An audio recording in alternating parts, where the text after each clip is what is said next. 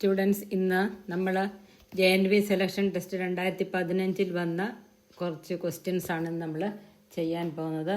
Mathematics വലിയ ബുദ്ധിമുട്ടുള്ള questions അല്ല, വളരെ എളുപ്പമുള്ള ക്വസ്റ്റ്യൻസാണ്. പക്ഷെ നന്നായിട്ട് കേട്ട് മനസ്സിലാക്കണം. If 23,200 divided by 145 is equal to 160, then 23.2 divided by 1.45.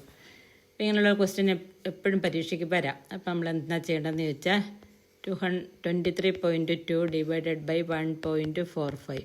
ഇവിടെ ഡെസിമൽ പോയിൻ്റ് കഴിഞ്ഞ് ഡിനോമിനേറ്ററിനാണ് 2 സ്ഥാനമുള്ളത്. അപ്പം 100 കൊണ്ട് ഇൻറ്റു ചെയ്തതിനെ പൂർണ്ണസംഖ്യയാക്കുക. അപ്പം ന്യൂമറേറ്ററിനെ 100 കൊണ്ട് ഇൻറ്റു ചെയ്യുക.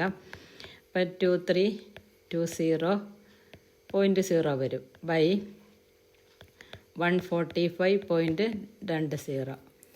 അപ്പോൾ ഇതിന് എന്ത് ചെയ്യണം?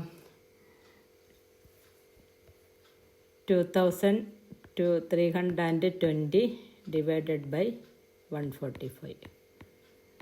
അത് നിങ്ങൾ ഡിവൈഡ് ചെയ്ത് നോക്കുക.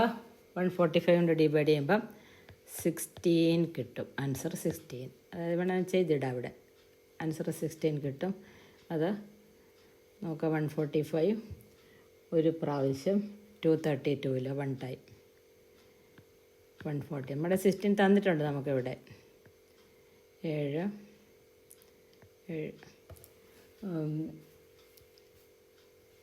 145 ഇനി 12 232 2332 അതിൽ നിന്ന്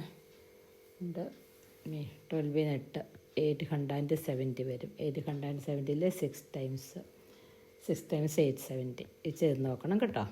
ഇനി അടുത്തത് 84% is equal to 84 divided by 100. അതിനെ വീണ്ടും 2 കൊണ്ട് ഡിവൈഡ് ചെയ്ത് ചെറുതാക്കി വയ്ക്കാം നമുക്ക്. അതാണ് ഓപ്ഷനിൽ കിടക്കുന്നത്.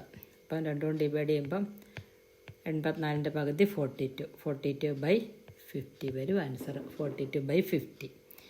ഇനി a man buys a TV for rupees 18,200. അപ്പോൾ ഇവിടെ cost price CP is equal to 18,200 plus അതിന് ഇറക്ഷൻ ചാർജ് റിപ്പയറിങ്ങിന് 1800 കൊടുത്തു. അപ്പോൾ അതുകൂടെ കൂട്ടിയാണ് CP വരുന്നത്. 2 10 8 9 10 3 2. അപ്പോൾ അതിൻ്റെ ടോട്ടൽ CP 20,000 വരും. ഇനി എത്രയാണ്? 3000 പ്രോഫിറ്റ് കിട്ടണം. അതിന് വേണ്ടി എന്ത് വിലയ്ക്കാണ് വിൽക്കേണ്ടതെന്നാണ് ചോദ്യം.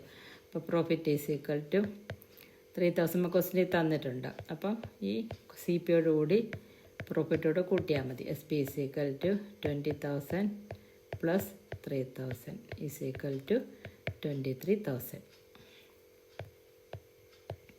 Is equal to 23,000. അപ്പോൾ ഇതും ചെയ്തെടുക്കുക.